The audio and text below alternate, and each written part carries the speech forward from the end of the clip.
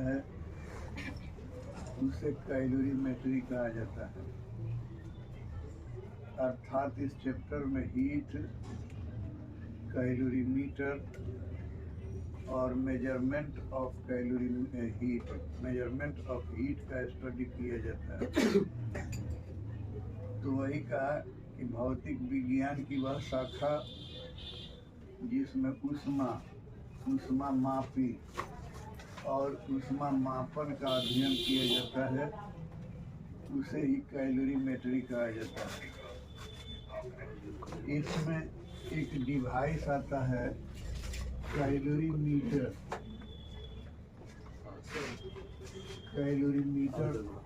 अंग्रेजी में कैलोरीमीटर बोलते हैं और हिंदी में ऊष्मा मापी बोलते हैं। इसमें एक विशेष प्रकार का छोटा सा बर्तन होता है, छोटा गिलास या कप के तरह का एक बर्तन होता है। ये बर्तन आपको तांबे से बना होता है और इसमें एक स्टीरर लगा रहता है, चालक लगा रहता है। ये भी तांबे से बना होता है और यह लकड़ी के बॉक्स में बंद रहता है तथा इसके चारों तरफ से ऊन या रुई की व्यवस्था रहता है। अर्थात कैलोरीमीटर तांबे से बना हुआ एक बेलनाकार बर्तन है जिसमें तांबे से बना स्टीरर लगा रहता है।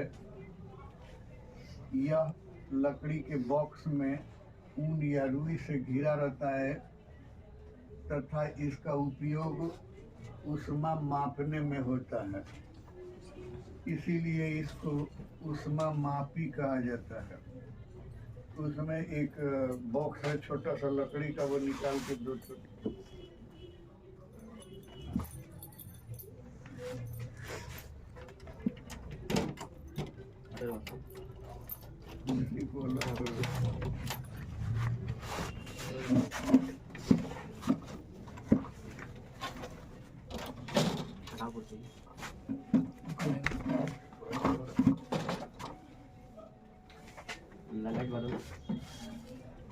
इसी को हम कह रहे हैं कि ये कैलोरीमीटर है। और क्या है कि ये ऐसे खींच के खुलने वाला और बंद करने वाला बॉक्स है। इसमें यही आपको कैलोरीमीटर है। तांबे से बना हुआ बर्तन है, ये वाला तांबे से बना हुआ बर्तन है और इसी को हम लोग स्टीरर बोलते हैं, विचालक बोलते हैं। और क्या है कि कहा कि लकड़ी के बॉक्स में ये ऊन या रुई का जमाव रहता है, तो इसमें ऊन का जमाव है और इसी में इसको ऐसे रख दिया जाता है और ये भी इसी में रहता है। इसके बाद ये ढक्कन पर जिस भी चीज़ को, यानी एक कप चाय लेके आए और कहे कि नाप लीजिए कि इसमें कितना ऊष्मा है, तो उस चाय को हम इस कैलोरीमीटर में रखेंगे। भर के नहीं रखेंगे, थोड़ा कम रखेंगे। और क्या है कि थर्मामीटर भी है, वो तो तोड़ फाड़ दिया सब कितना थर्मामीटर था, लेकिन आपको दिखावे कि ये थर्मामीटर जो है ऐसे हो करके इसमें थर्मामीटर लगा देते हैं इस छेद से होके, और फिर ये जो बचा हुआ छेद है इसमें रुई या ऊन लगा के बंद कर देते हैं। तो ये एकदम से आपको थर्मस बोतल की तरह हो जाता है, यानी कि कैलोरीमीटर से ऊष्मा जो निकलना चाहेगा तो ऊन रोकेगा, बैड कंडक्टर है, और ऊन से भी थोड़ा इधर उधर होके अगर निकलेगा तो ये लकड़ी का बॉक्स ये करेगा, रोकेगा। और इस तरह से इसमें जो चीज़ आप रखेंगे, चाय रखें या कोई गर्म चीज़ रखें इस बर्तन में, तो कम से कम 3-4 घंटा तक वो अपने टेम्परेचर पर रहेगा अगर डिस्टर्ब नहीं किया जाए तो वही कहा कि कैलोरीमीटर तांबे से बना हुआ एक बर्तन है और यह लकड़ी के बॉक्स में ऊन या रुई से घिरा रहता है तथा इसमें तांबे से बना स्टीरर लगा रहता है और इसका उपयोग ऊष्मा मापन में होता है, हीट मेजरमेंट में होता है। फिर क्या है तो स्टीम चेस्ट। स्टीम चेस्ट का हिंदी होता है भाप कोष। उसी तरह का बर्तन है बड़ा सा, यानी तांबे से बना हुआ बेलनाकार बर्तन है, लेकिन ये बर्तन दोहरी दीवारों वाला होता है। यानी वो कैलोरीमीटर जो दिखाया, तो कैलोरीमीटर में आपको दिखाया कि वो क्या है कि सिंगल दीवार है, लेकिन इसमें दीवार डबल होता है और दोनों दीवार तांबे से बना होता है। और क्या है कि जिस तरह से वो बंद है उसी तरह से ये नीचे वाला मुंह लकड़ी के ढक्कन से बंद है, वुडन डिस्क से बंद है। उसी तरह से खींच के बंद करने, खींच के खोलने वाला और दबा के बंद करने वाला। और इसका मुंह ऊपर वाला काग के ढक्कन से बंद रहता है, कॉर्क से बंद रहता है। इस कॉर्क में दो छेद होता है, एक छेद से थर्मामीटर लगा रहता है। ये एक छेद से थर्मामीटर लगा हुआ है, जिसके द्वारा आपको स्टीम चेस्ट के भीतर होने वाले टेम्परेचर गतिविधि को देखा जाता है।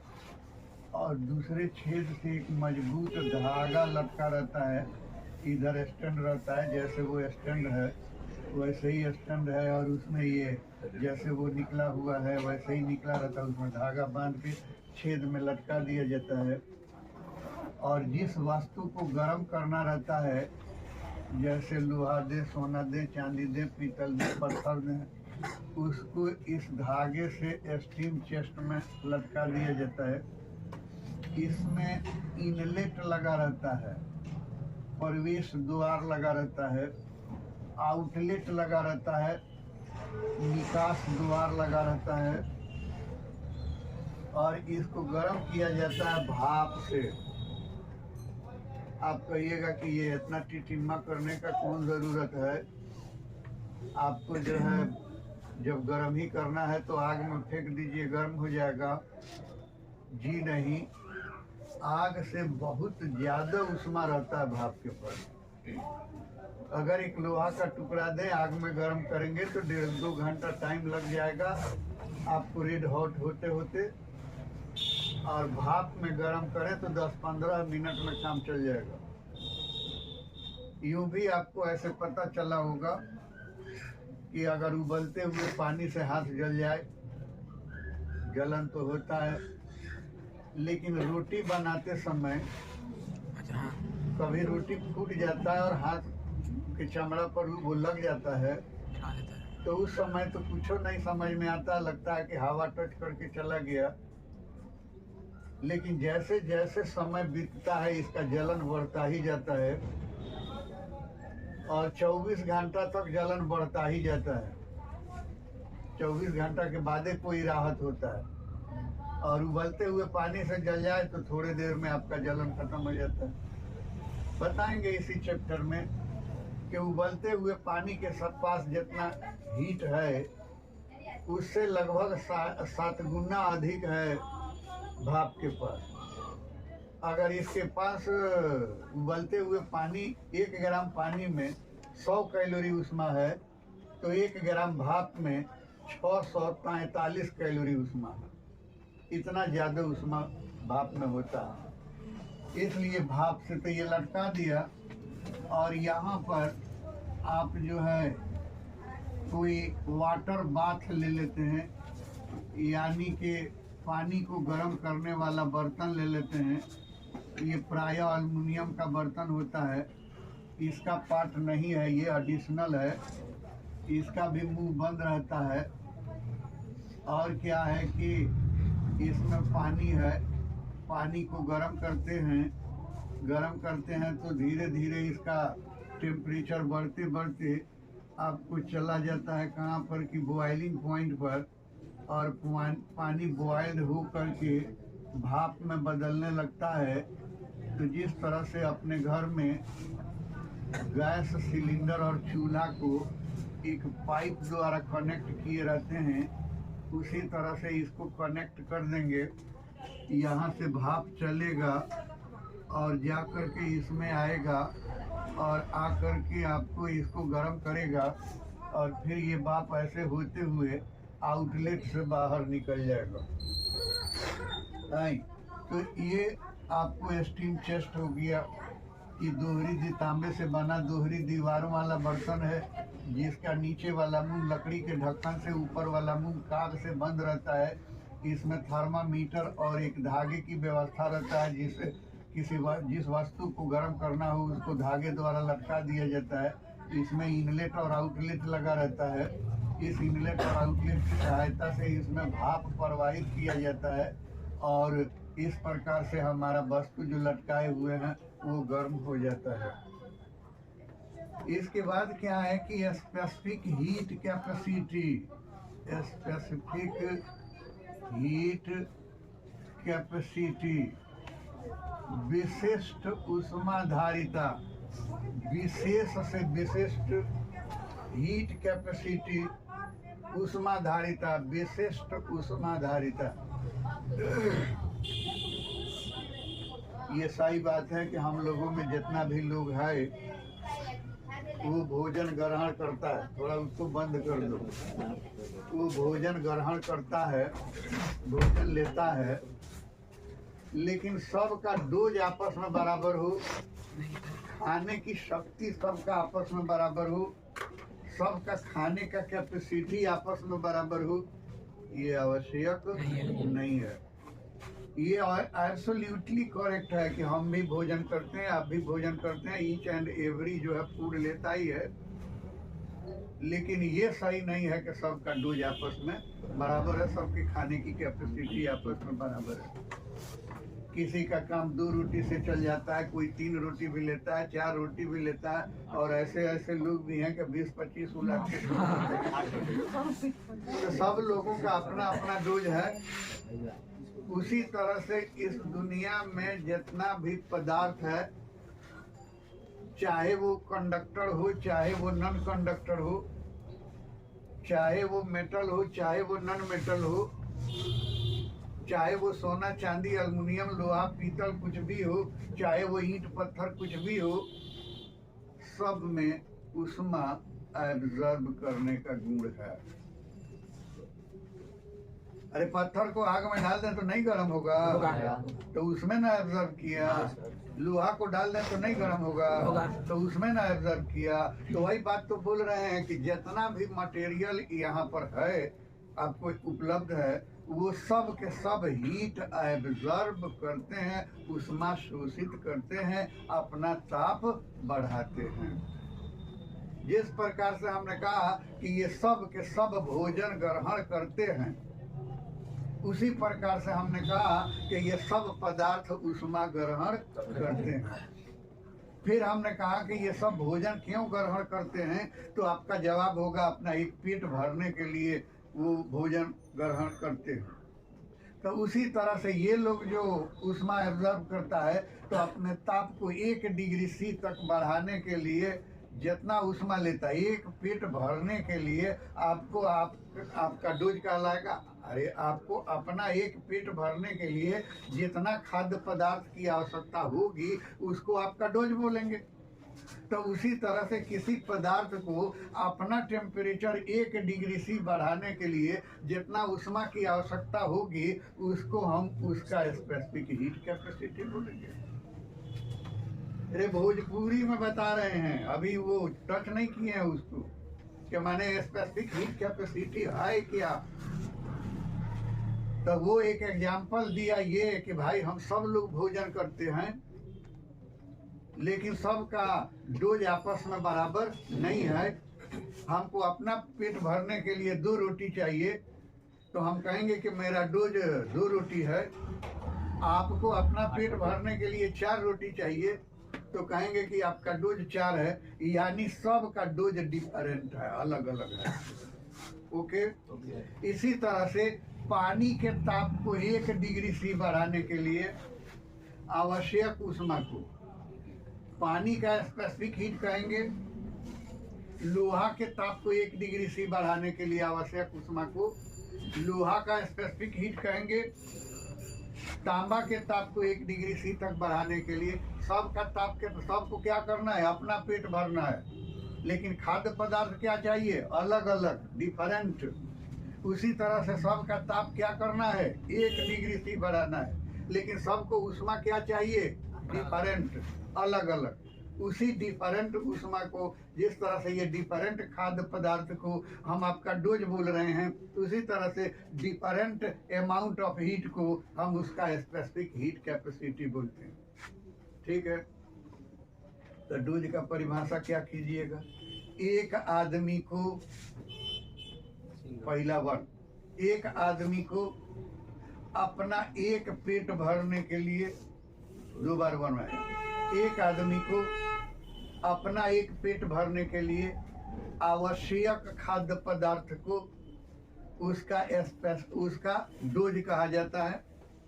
बस यही 3 अंगुली पर स्पेसिफिक हीट का परिभाषा कर दीजिए। किसी पदार्थ के एकांक द्रव्यमान का ताप, अरे यहाँ का एक आदमी को, यहाँ क्या कह रहे हैं, 1 केजी को, 1 केजी को लोहा लेंगे तो कितना, 1 केजी, पानी लेंगे तो कितना, 1 केजी, तांबा लेंगे तो कितना, 1 केजी, जो पदार्थ लेंगे वो कितना लेंगे, 1 केजी, और उसके ताप को कितना बढ़ाएंगे, 1 डिग्री सी। तो क्या जरूरत पड़ेगा, हीट। जितना हीट का जरूरत पड़ा, जितना खाद्य पदार्थ का जरूरत पड़ा, उस खाद्य पदार्थ को आपका डोज बोलते हैं। जितना हीट का जरूरत पड़ा, उसी हीट को स्पेसिफिक हीट कैपेसिटी बोलते हैं।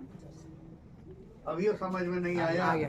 तो वही तो कहा कि किसी बॉडी को, किसी एक बॉडी को अपना एक पेट भरने के लिए आवश्यक खाद्य पदार्थ को उसका डोज कहा जाता है। और वही दूसरे ढंग से कहा, किसी बॉडी के एकांक द्रव्यमान को, के ताप को, किसी बॉडी के एकांक द्रव्यमान के ताप को 1 डिग्री सी तक बढ़ाने के लिए आवश्यक ऊष्मा को उस बॉडी का, उस पदार्थ का विशिष्ट ऊष्माधारिता, स्पेसिफिक हीट कैपेसिटी कहा जाता है। कोनो दिक्कत है जी? नहीं है। अब एक बात आपसे पूछें कि आपको हमने 1 केजी पानी दे दिया और कहा कि इसका ताप 5 डिग्री सी बढ़ा के ले आइए, यानी बर्तन में पानी रख दिया, थर्मामीटर डाल दिया, चूल्हा खोल दिया, और क्या है कि इसका रीडिंग देख रहे हैं, जैसे 5 पड़ा तो आपने ये कर लिया। तो 1 केजी पानी के ताप को 5 डिग्री सी तक बढ़ाने के लिए जो ऊष्मा चाहिए, अगर उसी पानी के जगह पर 10 किलो पानी दे दें और कहें कि इसका भी ताप 5 डिग्री सी बढ़ा के ले आइए, तो दोनों बार बराबर ऊष्मा लगेगा? कब ज्यादा लगेगा? 10 केजी वाला में ज्यादा लगेगा, 1 केजी वाला में कम लगेगा। तो इसका मतलब क्या, आप क्या कहना चाहते हैं? The required heat is directly proportional to the mass of the material, यानी आवश्यक ऊष्मा पदार्थ के द्रव्यमान का समानुपाती होता है। मास बढ़ेगा तो आवश्यक हीट बढ़ेगा, मास घटेगा तो आवश्यक हीट घटेगा। यानी आप ये कहना चाहते हैं कि H/m, ठीक है ना? एक बर्तन में 1 लीटर पानी दे दिया, दूसरे बर्तन में भी 1 लीटर पानी दे दिया, अपनी दोनों का द्रव्यमान बराबर कर दिया, और कहा कि एक पानी को वार्म करके ले आइए, मतलब नीम गर्म करके ले आइए, मतलब सुसुम करके ले आइए अपने भाषा में, और एक पानी को कहा कि उबाल के ले आइए, यानी एक पानी का ताप 10-15 डिग्री सी तक बढ़ा के ले आइए, और एक पानी का ताप 100 डिग्री सी तक बढ़ा के ले आइए। ऊष्मा किस में अधिक लगेगा? 100 डिग्री सी वाला में। यानी आप फिर से कहना चाहते हैं कि and the required heat is directly proportional to the change of temperature. अगर टेम्परेचर को हम थीटा मानते हैं तो क्या हो गया? H/थीटा। थीटा का मान, यानी ताप का मान बढ़ेगा तो एच का मान बढ़ेगा, ताप का मान घटेगा तो एच का मान घटेगा। इसलिए एच बाय रीज दोनों को मिला दे तो एम थीटा है सर। इसलिए एच बराबर सी एम थीटा। सीएम क्या Here C is C constant is a constant of heat and called specific heat capacity. Specific heat capacity, जहाँ C एक नियतांक है और इसी नियतांक को विशिष्ट ऊष्माधारिता कहा जाता है, स्पेसिफिक हीट कैपेसिटी कहा जाता है। और ये फॉर्मूला हमेशा के लिए याद रखना पड़ेगा। दिया गया ऊष्मा, लिया गया ऊष्मा, सब इसी फॉर्मूला से निकलेगा। यानी कल कहा था एक वस्तु का ताप ज्यादा है, एक वस्तु का ताप कम है। जब दोनों को कांटेक्ट करेंगे तो उच्च ताप वाला वस्तु ऊष्मा देगा। कितना देगा, हमने पूछ दिया कितना दिया, तो फॉर्मूला यही H बराबर CM थीटा। फिर आपने कहा कि कम ताप वाली वस्तु ऊष्मा लिया, कितना लिया, तो H बराबर CM थीटा। यानी C का मतलब कि वो पदार्थ का विशिष्ट ऊष्माधारिता, M का मतलब कि कई किलो लिए हुए हैं तो, और थीटा का मतलब कि ताप में कितना परिवर्तन हुआ है तो। बात आ रहा है दिमाग में। अब क्या हो गया, इफ M बराबर 1 kg एंड थीटा बराबर 1 डिग्री C और 1 केल्विन, भैया दोनों का ही ले लिए भाई, 1 डिग्री C और 1 केल्विन। तो कल रेंज में बताया था, डिवीजन में बताया था कि सेंटीग्रेड का डिवीजन में बंटा रहता है तो 100 डिवीजन में, अरे 100 माइनस 0, 100 डिवीजन में। और कहा था कि केल्विन का डिवीजन में बंटा होता है तो 100 डिवीजन में, 373 माइनस 273 बराबर 100। तो दोनों का डिवीजन लेंथ तो बराबर होगा, तो इसलिए डिग्री C ले सकते हैं या ये केल्विन ले सकते हैं। तो क्या हो गया, देन H बराबर C जी। अरे इसके बदला में 1 रख दिया, इसके बदला में 1 रख दिया, तो H बराबर C इंटू 1 बराबर H बराबर C। यही परिभाषा तो पहले किए। किसी पदार्थ के एकांक द्रव्यमान का ताप 1 डिग्री C या 1 केल्विन तक बढ़ाने के लिए आवश्यक ऊष्मा को उस पदार्थ की विशिष्ट ऊष्माधारिता कहा जाता है। यही तो डोज का परिभाषा का कि एक आदमी के एक पेट को भरने के लिए आवश्यक खाद्य पदार्थ को उसका डोज कहा जाता है। और वही बात हम बोल रहे हैं कि किसी पदार्थ के एकांक द्रव्यमान का ताप 1 डिग्री C अथवा 1 केल्विन तक बढ़ाने के लिए आवश्यक ऊष्मा उस पदार्थ की विशिष्ट ऊष्माधारिता कहलाता है। कोनो दिक्कत है नहीं सर। अब क्या है कि डायमेंशन, तो चूंकि H बराबर CM theta imply that C बराबर H बटा M थीटा बराबर H तो हीट है, हीट तो एनर्जी है, एनर्जी तो वर्क है, यानी ML पर पावर 2 T पर पावर -2 बटा M का M और थीटा का K, टेम्परेचर का K, तो बराबर हो गया M से M खत्म, तो M पर पावर 0, L पर पावर 2, T पर पावर -2, T पर पावर -1। अब यूनिट निकालना है, तो यूनिट निकालना है तो C बराबर कैलोरी है, अरे H का हीट का कैलोरी बटा M का ग्राम और थीटा का डिग्री C, तो क्या हो गया, कैलोरी प्रति ग्राम डिग्री C। तो इसका जो यूनिट होता है वो यूनिट हो गया आपको, अगर इसको किलो कैलोरी कर दें तो किलो कैलोरी प्रति केजी केल्विन है। अगर आपको SI यूनिट कर दें तो H का तो क्या बताया था, जूल है, अब प्रति ग्राम तो हो जाएगा केजी और ये हो गया केल्विन। तो यही आपको यूनिट हो गया। ज्यादा यूनिट का एक CGS में ले लिया, एक MKS में ले लिया और एक SI में ले लिया। अब इसका वैल्यू जैसे क्या बोला पहले ही आपने पहले ही बोला कि इसमें ऊष्मा नापने का काम होता है, नाप तोल करने का काम होता है। तब एक कोठरी में ले आके बैठा दिया आपको कि आपको नाप तोल करना है, तो जल्दी से तराजू तो चाहिए आपको और किलो बटखरा तो चाहिए आपको। बिना किलो बटखरा के तो तौल नहीं होगा। तो वो तराजू तो ये हो ही गया, अब किलो बटखरा चाहिए। तो इसके लिए 3 चीज का स्पेसिफिक हीट कैपेसिटी आपको याद रखना पड़ेगा। 3 चीज का, पानी का, बर्फ का, कैलोरीमीटर का, मतलब इस बर्तन का। ठीक, तो ये क्या कर दिया हमने, ये कर दिया आपको वाटर, ये कर दिया आइस, ये कर दिया कैलोरीमीटर, तीनों ले लिया। और क्या है कि ये आपको सिस्टम ले लिया, नाप तौल का सिस्टम, सीजीएस वगैरह। तो इन सीजीएस सिस्टम पानी का स्पेसिफिक हीट कैपेसिटी 1 कैलोरी प्रति ग्राम डिग्री सी, 1 कैलोरी प्रति ग्राम डिग्री सी। पानी का आधा कर दीजिए, बर्फ का हो जाएगा। पानी का आधा तो कितना हो गया, अरे एक है तो आधा करेंगे, 1/2 तो 1/2 मतलब 0.5 कैलोरी प्रति ग्राम डिग्री सी। और कैलोरी मीटर का पानी का 1/10 और 1/2 न हुआ, और 1/10 तो कितना हो गया, 0.1 कैलोरी प्रति ग्राम डिग्री सी।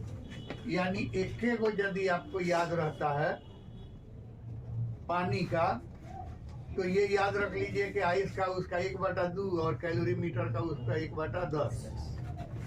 और क्या है कि अब एसआई में आ जाते हैं, इन एसआई कहिएगा कि ना पहले किलो कैलोरी यानी एमकेएस उठाइए। तो एमकेएस का को उठाएंगे जी, सीजीएस आइए 1000 से भाग कर देंगे तो एमकेएस ना आ जाएगा।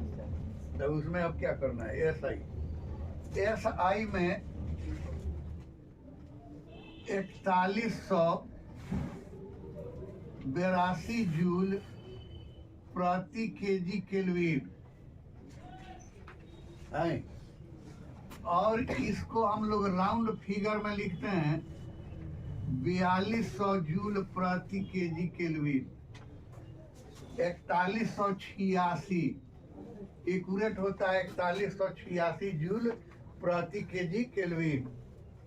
लेकिन 14 यूनिट कम है, तो बुक में है 4186 न लिख के 4200 लिखता है कि 4200 जूल प्रति केजी केल्विन। इससे गुना भाग में आसानी पड़ जाता है। ठीक, अब ये आइस का क्या होगा, तो इसका आधा, अरे पानी का आधा, तो पानी का आधा कितना हो गया, 2100 जूल प्रति केजी केल्विन। और कैलोरी मीटर का तो पानी का 1/10, तो इसका 1/10 करेंगे तो एक तो जीरो खत्म हो जाएगा, 420 तो 420 जूल प्रति केजी केल्विन। ये दोनों सिस्टम में, सीजीएस में और एसआई में, ये आपको याद रखना पड़ेगा। अब कोई प्रॉब्लम नहीं है, बस याद रखिए कि पानी का सीजीएस में 1 होता है और एसआई में 4200 होता है। पानी का आधा कर देंगे तो आइस का हो जाएगा, 1/10 कर देंगे तो कैलोरी मीटर का हो जाएगा। अलगे अलगे रटने का कोई जरूरत नहीं है। तो रहने दीजिए इतना ही, फिर कल आगे बढ़ेंगे। देखो तो घूस के देता है, कौन सा अरे